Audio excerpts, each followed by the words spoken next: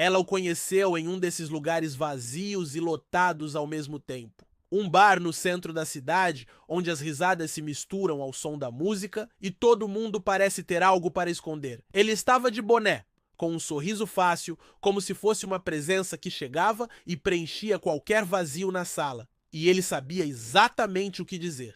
Me chama de moça, mas pode ser só o seu nome.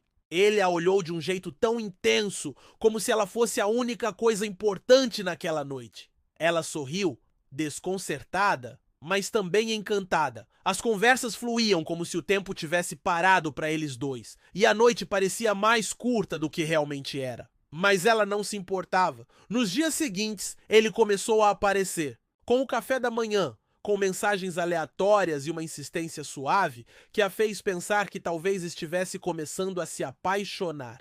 Ele estava ali, em sua casa, nas mensagens no celular, nas músicas que ele compartilhava. Era como se o tempo tivesse dado uma pausa só para os dois. Mas ele desapareceu. Era um daqueles tipos de desaparecimento que não tem explicação. Não houve briga, não houve palavras duras. Ele só sumiu.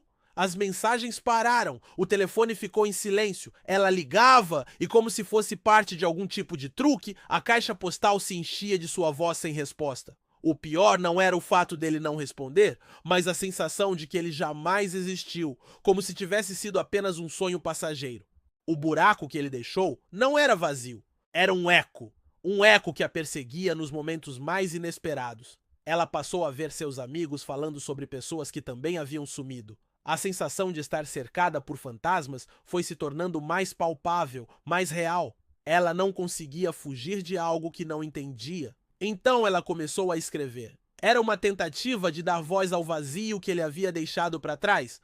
O que mais ela poderia fazer, além de transformar o fantasma em palavras? E foi aí que ela escreveu a primeira música, e depois outra, e mais outra. Em uma noite fria, ela subiu em um palco pequeno, com um violão e uma plateia esperando. A primeira vez que cantou Fantasma foi como uma revelação. A música explodiu no palco, e a plateia, embora pequena, parecia entender cada palavra, cada verso. E mais uma vez, eu me apaixonei num fantasma, assombrou a minha casa e depois ele sumiu. A gente nunca mais se viu?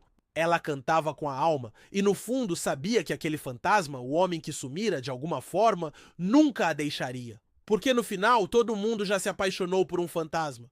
Nos dias que se seguiram, ela não encontrou mais respostas, mas começou a entender que a dor e a falta que ele causara não eram um peso. Eram apenas uma parte do que a tornava quem ela era agora. Ela não o queria de volta. Ela o queria apenas como uma lembrança distante, como uma música que a fazia sentir algo, sem necessariamente querer mais. À medida que a música ganhava mais força, ela começava a perceber que, na verdade, era ela quem estava assombrando o próprio passado. O fantasma nunca foi ele. Era ela mesma, carregando a lembrança do que poderia ter sido. E no fim, ela sorriu.